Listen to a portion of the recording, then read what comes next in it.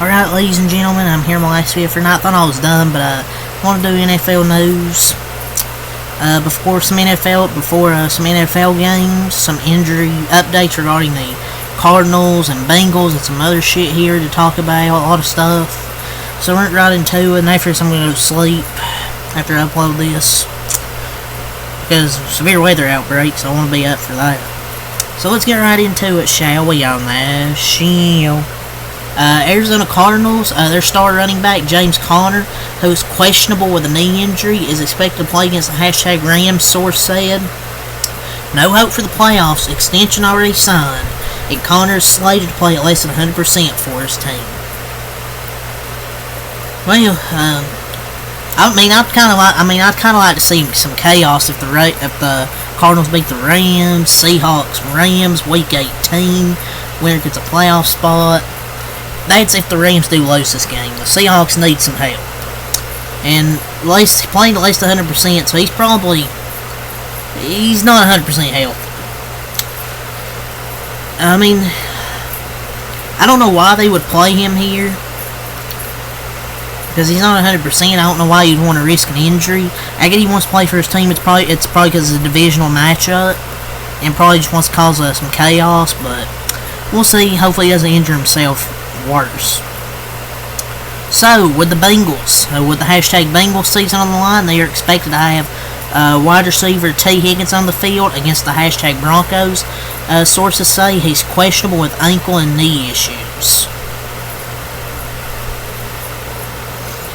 I mean, we'll see. I mean, the Bengals' chances to make the playoffs aren't done yet. I mean, crazier things have happened. Because you never know. I mean, the Chiefs, I still think, can beat the Broncos without their starters. Offensive starters. Both are kind of falling off. Bo Nix isn't playing well. And Chiefs' defensive coordinator is elite. So, the Bengals' chances aren't over. And they're going to have T. Higgins on the field with Jamar Chase. If they lose this game, their season's officially over. But if they win, they have to win their next game and hope the Denver Broncos lose to the Kansas City Chiefs B team. Because I don't know if they're going to play any starters. We'll see. But this is a must-win game, and I will be recapping this. There's 3 NFL games, but I will be recapping Bengals-Broncos. Because that's the game that has the most, I mean, all 3 games, there's playoff teams playing. But this one has the most impact. Unless the Rams somehow lose. And the Chargers, if they lost to the Patriots, that seemed like a Chargers wave. I don't see it happening. But that's the one NFL game I'll recap. So let's go around to move on. So source confirms a reunion for Shaq Barrett and the #Bucks. He gets a spot on the 53-man roster in a move that should be official, well, technically today. It's a good depth piece, I'd imagine, just for depth. I mean, this is Bucks. Hopefully, maybe they'll make the playoffs. But yeah, he's home, he's back. I mean, the Tampa's is still. I thought the plan was to go play for a contender, but he told Kay Adams earlier this year he would only want to come back for the Bucks, I guess. Oops, excuse me. Let's keep turning through here. So sources. The Browns and QB Deshaun Watson have agreed to terms on a contract restructure, easing the salary cap burden for years to come. The reworked deal also signals that Watson is expected to be on the Browns next season. This is about the cap after his deal is up. Well, the good news is his contract's reworked. The bad news is he's back. He sucks, dude. I guess he got a happy ending. I mean, this isn't a horrendous decision, like, with cap space. I'm just saying keeping him on the roster. He should not be their QB next year. I would be shocked if he is. It's better to just keep him on the roster. I guess they need a $100 million cap hit. But My God, he cannot be their quarterback next year. It's either they got to draft a quarterback, find a quarterback. Cause you never know, they can find a GM or something, or sign a veteran or something. But Ian Rappaport also quote tweeted and said the Browns will bring in another QB for competition, whether it will be a rookie or a veteran. But Deshaun Watson will be back. That's the bad news. I don't think it's gonna be hard to take the spot from Watson because he doesn't take no for an answer. Except he will this time. I don't know who the hell they can get. What veteran can you go out and get? I don't know. Maybe you try and throw a bag at Sam Darnold. I don't know. But it's either going to be a veteran quarterback or they're going to draft a rookie. I don't know which one they could draft. If they can get a high pick, maybe they could draft Cam Ward. I don't know.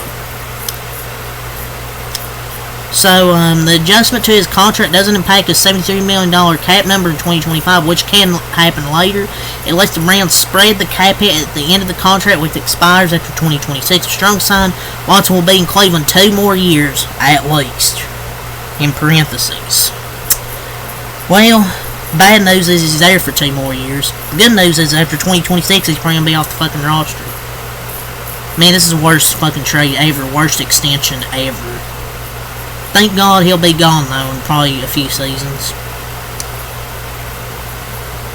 So he is not giving up any guaranteed money. The alterations affect the salary cap, not cash.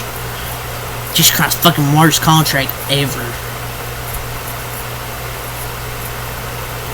So what else we got? Keep scrolling down here. We talked about Mr. Watson. Some help on the way. The Chargers are activating running back J.K. Dobbins from injured reserve, paving the way for him to play against the hashtag Patriots per Ian Rappaport and Tom Pelissero. The top candidate for comeback player of the year, Dobbins leads the team with 8 touchdowns. Now he's back to add to it. They definitely need him for the playoffs because he's their best running back by far. So a lot of injury updates here. So the Jets interim head coach Jeff Ulbrich says wide receiver Devontae Adams with a hip looked good. So it looks like he'll be ready for this week. Browns coach Kevin Stefanski says QB Dorian Thompson-Robinson will start versus the Dolphins. Oh boy, DTR. Giants wide receiver Malik Neighbors with a toe injury is questionable, but he is expected to play. Colts coach Shane Steichen says QB Anthony Richardson is questionable versus the Giants despite not practicing. Doesn't matter who their quarterback is against the Giants, they're playing a team that's like 2-15. And will probably take. Richardson's questionable even when he's healthy. So Dan Quinn is optimistic about Jonathan Allen being activated for Sunday per Ben Standig. Said Allen had a very good week of practice. Quinn, Peters, and others will meet later in the day to discuss these various injury statuses, and getting him back this week has been the plan, and he'll be back. And that's going to be big. A big, literally big addition to have back.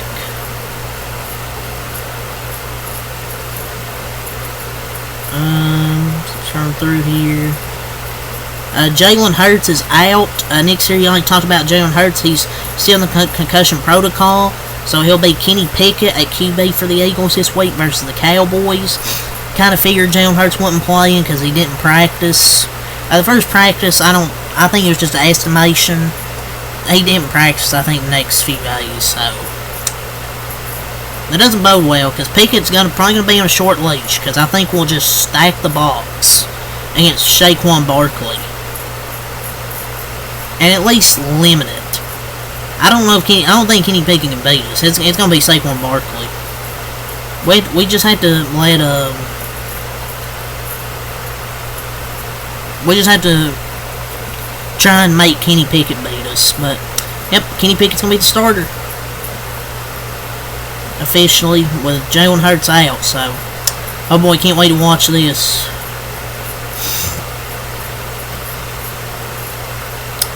Let's run down through here.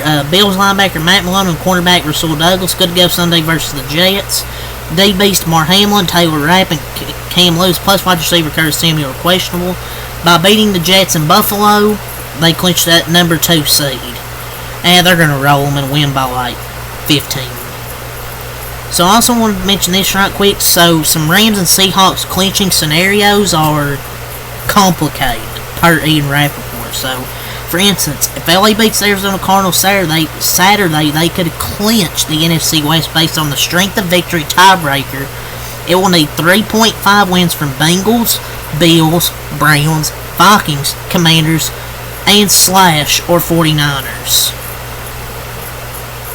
Yeah, I mean, if the Rams, I think the Rams can make some noise and be a sleeper, especially with their receivers.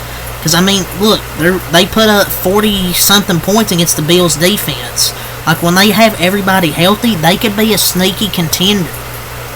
And when you look at the Seahawks right now, they beat the 4-11 Bears 6-3. For the people saying, oh, the Seahawks should get in the playoffs, you want to see that team over the Rams, who I think can be a sneaky team when healthy?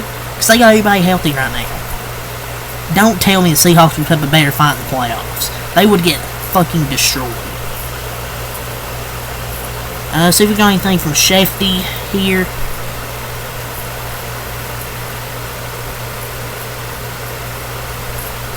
Saints have ruled out Alvin Kamara and Derek Carr for Sunday's game versus the Raiders. Oh, okay. Bucks head coach told reporters that Toddy and Kate Otten, safety Antoine Winfield, and Antoine Winfield Jr. and wide receiver Sterling Shepard are out. It's a game they desperately need to win.